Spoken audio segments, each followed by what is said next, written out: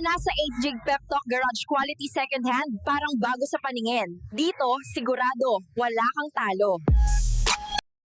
Oy, oy, oy. And what's up guys? Good morning, good afternoon, good evening. Anong oras nyo ako napapanood? Sa palang araw sa ating lahat. And of course, it's me, your car guy. Ayan. 8 Gig Pep Talk. 8 Gig Pep Talk, ang may may safe at ganda. Di bali ng second hand, basta'y panalo ka. Alright, so ayun, nakapark to ng mga, probably magwa 1 week na tong nakapark. Ayan, wala naman tumitingin kasi expected naman natin kasi dire-diretsong uulan dito ngayon.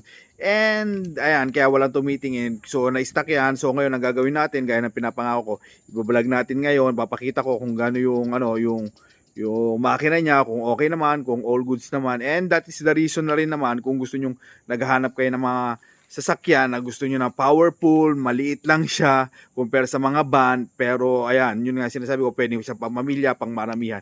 Eto na rin, pwede rin pang negosyo to actually kasi nga 7-seater ito. So makikita nyo, para lang siyang kotse, pero ang kaya niyang dalhin kasi may third row siya, kaya niyang magsakay ng ano. So okay na okay to, eksaktong-sakto kung naghahanap kayo, since pasukan na nga, naghahanap kayo ng mga panghatid na sasakyan, goods na to, okay na to. Napaka-ideal nito sa pagka naghahanap talaga kayo ng mga pang-family car na panghatid sa mga bata. Ayan. So diesel engine siya na manual transmission. Napakaganda nung ano nito. Kung gusto niyo mabilis, walang problema kasi kayang-kaya niya kasi nga 6 speed to. So napaka-okay, napakabilis. Wala ka talagang sa speed, sa hatakan, sa lahat. Wala kang masasabi dito. Tapos given pa na ayun nga, compact car siya na parang ayun, na para ka lang nakakotse. So napakadali pagka during traffic, ayan, lalo na pag magsusundo, siyempre natural na maghahanap tayo na may hinahabol tayong oras para sa masundo. So ayun, saktong-sakto to, madali siyang isingit. So ayan, nasabi ko na sa mga unang vlog, ayan, dual ano siya, dual disc brake siya, harap likod. So disc brake na siya. So tara, tingnan muna natin. Pero siyempre, bago natin tingnan yan, siyempre, check muna natin since magwa 1 week to. Sa tingin ko magwa 1 week tayo na hindi siya nagamit. So ayun, i-check din natin muna yung tubig, yung langis, kung okay pa naman bago natin i-start. At siyempre, kung hanggang ngayon nanonood ka, baka naman pwede mo i-comment kung taga saan ka, nang sagunan naman, malaman natin kung hanggang saan nakarating ang ating video. At siyempre, pasalamat po tayo sa mga solid na subscriber natin dyan, sa yung mga bayaning OFW natin. Maraming salamat po yung suporta, at napakalaking bagay ang panonood nyo. At kung siyempre taga rito lang kayo, kabayan, baka naman pwede nyo i-comment kung taga saan kayo, na sa ganun naman. Kung may hinahanap kayo sa sakyan, pwede nyo sabihin, mag-comment kayo dyan, sabihin nyo kung ano yung hinahanap nyo, at baka hanapan namin kayo. Hanapan ko kayo, mahanapan ko, makatulong ako sa mga pangailangan nyo. So ayun, check muna natin yung langis. Hindi na i-start to. Yung nga, gaya na sinabi ko, 1 week, hindi siya na-start. So, check natin yung tubig, kung okay pa naman, goods pa naman. Since ayan, goods pa naman siya, meron pa naman siyang stock ng tubig. Yung langis, okay pa naman yung linya na langis. Ayan. So, mas mababa lang ng konti. Pero goods pa naman. Actually sa akin, mas prefer ko yung ganyan kaysa sa punong-puno. So, hindi siya sobra, hindi siya sobra-sobra, hindi siya kulang. Sakto lang para at least yung circulation na langis. Para sa akin, sarili ko yon. So, depende sa paniniwala nyo. Tapos, ito, given yung baterya, maganda, bago. Tapos, ano pa ba? Makinis naman. So, ayan, yung makina niya is CRDI na 16 valve. So, ayun. Powerful siya na 6 speed na hindi siya ganun kagastos when it comes to diesel consumption yung pag-uusapan. So tara, kaya na sinabi ko na stock siya.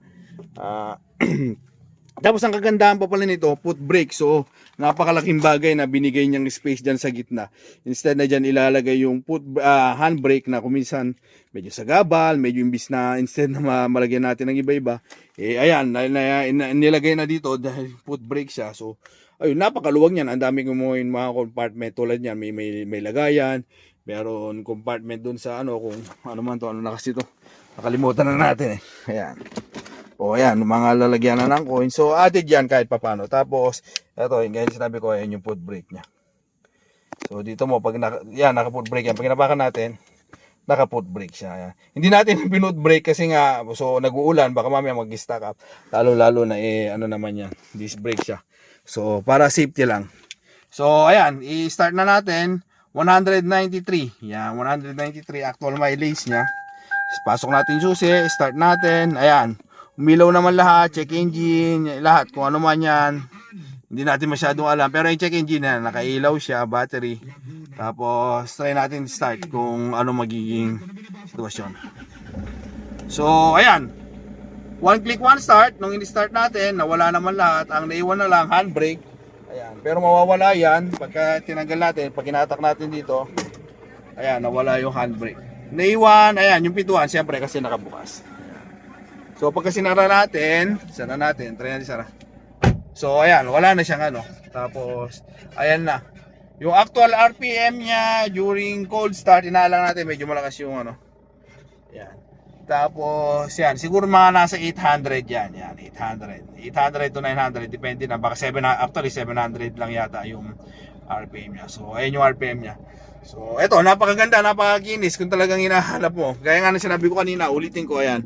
7-seater siya. O, so, kung yung anak mo, may 3 ka, 4, so kayang-kaya, kasyang-kasya rito kahit yung mga kaklase nila, pwedeng-pwede. Tapos, pwede mo rin naman i-fold yan para kunyari, may mga bibilin silang gamit or may mga project. So, kasyang-kasya. So, napakaganda. Kung talagang panghatid ng bata, ina-advise ko. Eto na yun. Tapos, additional pa, ito sobrang lamig ng aircon, wala ka talaga masasabi.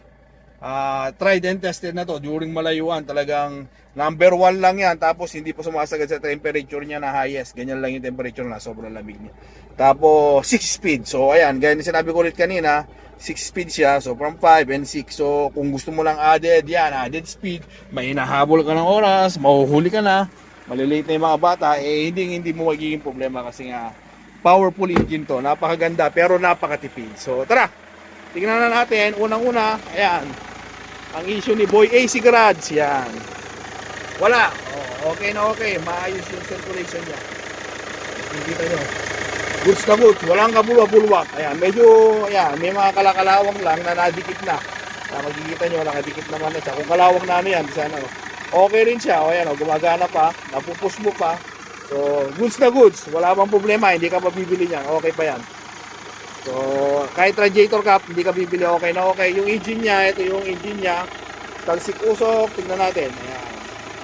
So, usok, wala. Talsik, wala rin. So, goods na goods. Okay na okay yung engine. Tapos, same thing, tignan na rin natin yung, ano, yung tabutso. Kung meron man siyang binubugang hindi ka nais-nais. So, ayun. Hindi natin alam kung saan ba na. Ayan pala yung tambutso. So, ayan. Steady, tahimik na tahimik, maayos na maayos, goods na goods. So, ayun, makikita nyo naman, yung makina, napakaayos, napakaganda. Ayan o.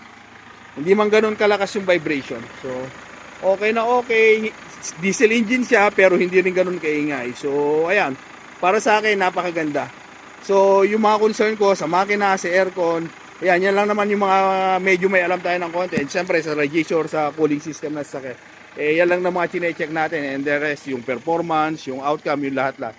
Yun lang yung mga pinag-check natin. Yung mga iba, hindi na natin alam. So, siguro, kaya nga ina-advise natin na mas mainam. Since second hand talaga to, hindi natin mapiperfect yan kung meron at meron yan. Kasi nga, second hand, ibig sabihin, gamit na po siya. So, mas mainam po na pag bibili talaga kayo ng second hand, lagi kong pinapaalala na magdala tayo ng ng mekaniko nang sa ganun baka sigurado tayo sa sasakyan na bibilin natin. So ayun, ito na po yung sasakyan natin, 2008 Kia Carens na diesel engine, 6-speed manual transmission, disc brake harap likod, makakapal pa yung mga gulong, 2023 yung production date, so matagal-tagal pa yung magagamitin. Yung paint, super presentable in and out. So kung dito sa labas, may mga konting dent, saka yung pinakita ko nung nakaraan, yun yung mga yun yung mga issue niya. Siyempre, yung nga sinabi ko, second hand na po ito. So ayun, yan po yung mga normal na issue niya. So still, the best thing is, para bago tayo mag-usap, tingnan nyo muna, check nyo ng actual. Ang price po nito, 225k. Very much negotiable. Puntahan nyo, pag-usapan natin, and 101% mapupunta po sa inyo. So ayan po. Ulit, ang location natin, Borot, Tarlac City. So tara, i-try naman natin, isindi yung aircon, kung ano magiging reaction. So aircon tayo. Ayan, nag-on na yung aircon. Ayan. Napakalamig, napakabango. Ayan, pagkasindi ko pa lang, hindi na ganoon nagtagal, lumabas na talaga yung lamig niya kaagad. So ayun, goods na goods. Yung aircon nyo, tinataya ko po yung pangalan ko, sinisigurado ko pong malamig na malamig. Tapos parang dual aircon na rin to kasi nga dito sa likod niya, ayan, meron pa siyang aircon para sa baba. So ayun, 2 plus 3 plus 2, so total of 7. Pero kung pwede pang 8-seater to, kayang-kaya pa. Maluwag pa sakto tayo. Sa 7-seater maluwag siya, sa 8-seater sakto pa lang siya. So ayun, hanggang dito na lang tayo mga ka-Pep Talk. God bless everyone, mabuhay ka hanggang gusto mo. See you on my next vlog. Sa mga interested, message lang, Kia Carens 225 sa napakagandang family car, swak na swak sa family car. Tapos ayan, may extra pa siyang gasolina, hindi ganun karami, hindi rin ganun kakakonti. So sakto lang, may 1 bar pa siya. So malayo-layo pa. Kung within Tarlac City ka lang, sobra-sobra na at may uwi ka na yan. So yung diesel na yan, siguro kaya pang umabot ng siguro mga 100 kilometers pa yan. Yung pwede niyang ilayo bago siya ma-empty. Ayan. Ganun katipid itong sasakyan nito. 1 bar siya, kayang-kaya niya maging 100 kilometers or more or less pa yan. So depende na sa driving habit nyo. Nung nag-on yung aircon, medyo di ko alam kung bumaba, kayo na nakikita, kayo na yung masga, kung sa tingin niya para sa akin parang bumaba siya ng kahit paano, kahit konti na nag-on yung aircon. So, ayun, yung mga expert natin dyan, kung kasi kung minsan mas gusto nila, pagka aircon, tumataas. So, depende na sa inyo kung yung nyo po. To, ayan, since nakita nyo, ayan, medyo umiinit na rin yung temperature niya, tumataas na rin. So, muli, hanggang dito na lang tayo mga ka-Pep Talk. God bless everyone, mabuhay ka hanggang gusto mo. See you on my next vlog. Sa mga interested, 225 ba, may family car ka na pwede pa natin hindi na mababasa ng ng ulan yung mga anak nyo. Safe na safe pa kayo. Bye-bye! May pangarap kang sasakyan, tara dito na sa 8 Pep Talk. Sigurado walang kaba, quality second hand, parang bago sa tingin. Sa bawat ride mo kami nasa likod din. Di kailangan ng bago, basta maayos, maingat. Kasama mo kami sa bawat hakbang. Mapakalsada